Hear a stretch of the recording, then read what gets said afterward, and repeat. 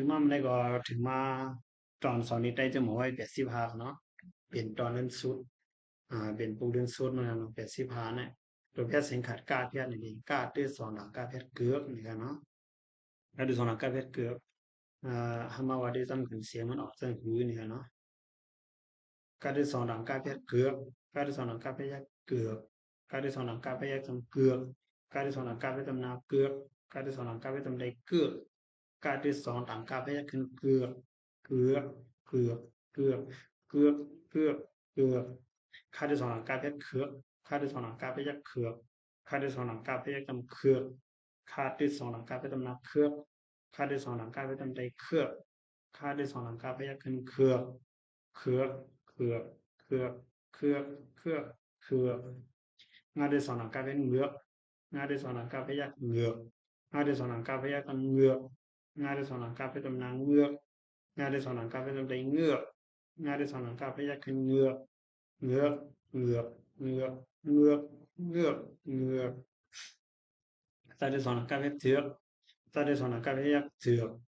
ตาตื้อสอนหลังกาแฟยักจำเสือกตาตื้อสอนหลังกาแฟจำนาเสือกตาตื้อสอนหลังกาแฟจำได้เสือกตาตื้อสอนหลังกาแฟยักขึ้นเสือกเสือกเสือกเสือกเสือกเสือกเสือกอาตื้อสอนหลังกาแฟเอือกอาตื้อสอนหลังกาแฟยักเอือกอาตื้อสอนหลังกาแฟยักจำเอือกอาตื้อสอนหลังกาแฟจำนาเอือกอาตื้อสอนหลังกาแฟจำได้เอือกอาตื้อสอนหลังกาแฟยักขึ้นเอือกเอือกเอือกเอือกเอือกเอือกเอือกเนาะครับเพราะว่าผู้รีวิวเขาว่าเนี่ยว่ากะขะงะพวกงาอยากจะสานหญ้าเนี่ยว่าเราก็ต้อง19โดนกันนะถ้ามันไหลดีอีกหนึ่งถ้ามันบ่ง่ายต้องไหลอีกหนึ่งถนนแค่พังได้เป็นอีสานได้เป็นเงือกเนาะตั้งเขาห้องว่าเงือกเงือกในที่รอดตัวมันหลานนี่งาด้วยสองหลังกาพยักกันเงือกแค่ไหนรอบเนาะงาด้วยสองหลังกาพยักกันเงือกคนนั้นมาดูได้ตอนปื้อหรือมันซ้ำกันได้เป็นตอนนั้นสุดเนาะตอนปื้อหรือมันตาด้วยสองหลังกาพยักกันเจือกอีเสป้าเสือยักกันปอเจือกปอพานาพยักกันพันเจือกปอพันว่าไก่ขึ้นจำได้ไว้เจือกปอพันไว้มาตาเพชรจำได้มัดกาควายเสือกาควายอาพอดไก่ขึ้นจำนาควายกาควายอาพอดไก่ขึ้นจำนาควายมัดควายนี่ครับเอสมัยสมแม่มัดควายแม่พัดสอนกาพยักเผือกมัดควายแม่เผือก ตาวาเพชรเต๋าซาดิสองนาเพชรสวนเต๋าสวนตาวาเพชรเต๋าฮาดิสองหลังกาพยาจำเพือกเต๋าสวนเต๋าเพือกลากาไปจำได้ลักกาหลังนาเพชรกินลักกินเข้าวาเพชรจำเขาลักกินเขาฮาดิสองหลังกาพยาเปลือกลักกินเขาเปลือกไปถังนาเพชรเปลี่ยนฮาดิสองหลังกาพยาเปลือกเปลี่ยนเปลือกซาดิสองปาไปจำนาซวบเปลี่ยนเหือกซวบใส่ถังปาไปจำนาเจี๊ยบเปลี่ยนเหือกซวบเจี๊ยบ เจือกปอพันไว้มัดควายแม่เผือกเตาสวนเตาเผือกลักกินเข้าเปลือกเปลี่ยนเหือกซุบซีบนี่ครับพอค่ะตอนสอนลิกไต้เจ้าหมอไว้ก่อสุดยอดดีในทั้งหมดเนาะฝั่งสอนลิกไต้เจ้าหมอไว้ก่อสุดยอดดีในทั้งหมดมีทั้งหมดเดี๋ยวมีอยู่85ปุ่ม85โหเนาะในก่อเป็นตัวแค่เสียงขัดกับเพียนในมัสดีในนะครับ nơi sản đi tay chiêu mà quay trong buôn này có mà cũng kịp kẹp nó này nhưng này để miเมกับเงาหนึ่งอะเนาะเมกับเงาพอเมกับเงาเดี๋ยวมันมีกับซ้อนพอเมกับซ้อนเนี่ยเดี๋ยวมาตัวแค่เสียงหลังพอตัวแค่เสียงหลังเนี่ยเดี๋ยวมาตัวแค่เสียงขาดเนี่ยมีสีอันนี้อ่ะมีสีจุ้มไงมีสีจุ้มไงยังไงกันเนาะพอยาวเขาขึ้นมาผีในตัวเพียรในเมกับเงานั้นมี10 ตัวในเมกับซ้อนมีหลายตัวในในตัวเพียรเสียงหลังนั้นมีหลายตัวในตัวเพียรเสียงขาดมีหลายตัวนะมาตรองกันยังไงก็ โอเคค่ะเนาะบ่มาตรงตำแหน่งของมันง่ายอ่ะเอ่อผู้รีวิวนักเขาดังเสียงว่าด้วยปูหลงมันในรู้ด้วยกว่า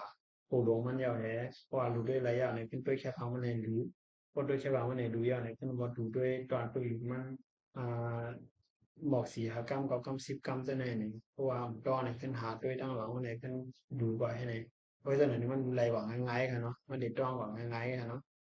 มันเป็นไล่อันคาสอนไว้นั่นมันเป็นไล่อันไว้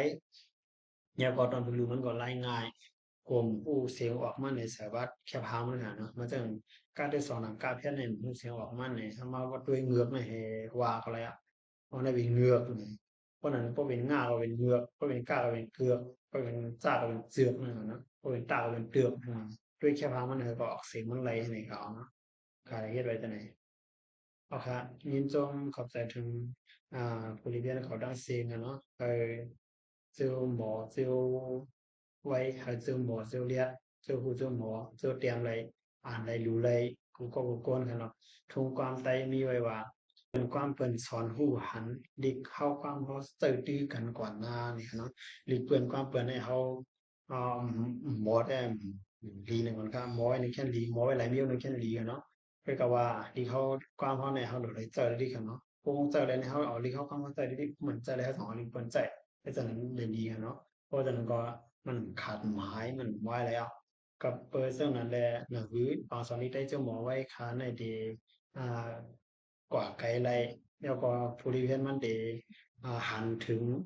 ริเวณไรนำน้ำนั่นในใครปึงผู้อันเฮียงเอาเหนือไรดังเสียงติดตามไปบันของ YouTube คาเลยสังนั้นก็แชร์บันวิดีโอตัวในไรสังใน เจ้าเก่าหนูเฮ็ดดอกสอนเสียดายบ่